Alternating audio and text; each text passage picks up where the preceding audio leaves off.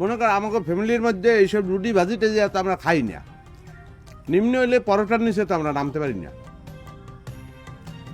তোর আইডিয়া জ্ঞান চমৎকার, হয় ঠিকই কইছো। অফ সিজনে 1 ডজন লাগে, আবার আম কাঁঠালের সিজন যদি হয় তাই মনে করে 6টা প্লাস হয়ে যায়, 18টা রুটি লাগে। একটা আন্ডা পোস্ট করিয়ে নিতে পারো। লোভ কত ডিম পোস্ট, একখান রুটি যেরকম 2 কামড়ে চালান করে দিচ্ছু, মুক্ত না মনে হচ্ছে যে রাইস মিলের হলার। এরকম আধা খাঁচা করে কেউ খায় রে? খাদ্যের প্রতি কোনো মায়া দেওয়া নাই, তাই না?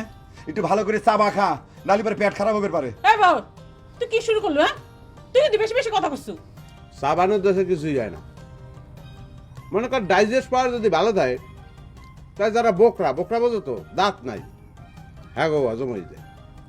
কিন্তু তুই যেই পিলে রুটি আর ভাজের দিকে চাই রয়েছ, এই পিলে তো বাঘ ছাগলের দিকে চাই থাকে। যদি পেটের সমস্যা হয় এই কারণ হইবে। আমার চোখ লাগা তো দূরের কথা, তোর পেটে যদি বোমাও পড়ে তাও তোর পেট নষ্ট হবি না।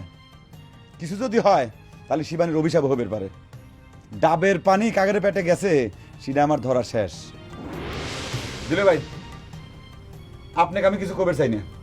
এখানে কোনো কথা বলি তো কথার মানে অন্যরকম হয়ে যায়। আব্বা আপনাকে ডাকতেছে, রুটি কয়খান লাগে সেই হিসেবে আমার নেওয়ার দরকার নেই। যে কয়খান লাগে সে কয়খান মাইরে তাড়াতাড়ি আব্বার সাথে এসে দেখা করেন।